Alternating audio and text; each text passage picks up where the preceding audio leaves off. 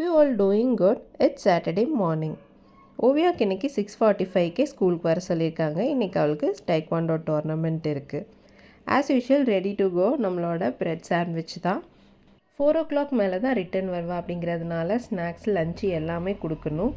டோர்னமெண்ட்க்கு அவங்க வெளியில் கூப்பிட்டு போகிறாங்க. ஸோ ஸ்டேட் லெவல் டோர்னமெண்ட் அப்படிங்கிறதுனால ஒரு இண்டோர் ஸ்டேடியமில் நடக்க போகுது. ஃபஸ்ட் டைமாக நான் என்னோடய பொண்ணை இந்த மாதிரி ஸ்டேட் லெவல் டோர்னமெண்ட்டுக்கு வெளியில் அனுப்புகிறேன். அவளுக்கே கொஞ்சம் நர்வஸாக தான் ஃபீல் பண்ணால். காலையிலே கொஞ்சம் சீக்கிரமாக சாப்பிட்டு முடிச்சுட்டு மேடம் ரொம்ப சாமியெல்லாம் கும்பிட்டுட்டு இருந்தாங்க. ஃபைனலாக நாங்களும் ஒரு 9:30க்கு போல் டோர்னமெண்ட்க்கு போயிட்டோம். அந்த இண்டோர் ஸ்டேடியமுக்கு என் பொண்ணு பக்கத்தில் உள்ள பொண்ணுக்கிட்ட ஃபோன் வாங்கி எங்களுக்கு ஆரம்பிக்க போகிறாங்க அப்படின்லாம் சொன்னான். பட் அவளுக்கு ஆரம்பித்தது என்னமோ ஒரு 4 o'clock அந்த டைம் 2:30 3 o'clock மேலே தான் ஆரம்பித்தாங்க. கம்ப்ளீட் ஆனது ஒரு 4க்கு தான் கம்ப்ளீட் ஆச்சு. சின்ன வயசுலேருந்து எனக்குமே இந்த மாதிரி ஸ்போர்ட்ஸ் ஆக்டிவிட்டிக்கு வெளியில் போய் பழக்கம் இல்லை. பட் அவ்வளோ எக்ஸைட்மெண்ட்டு ரொம்ப நல்லா இருந்துச்சு.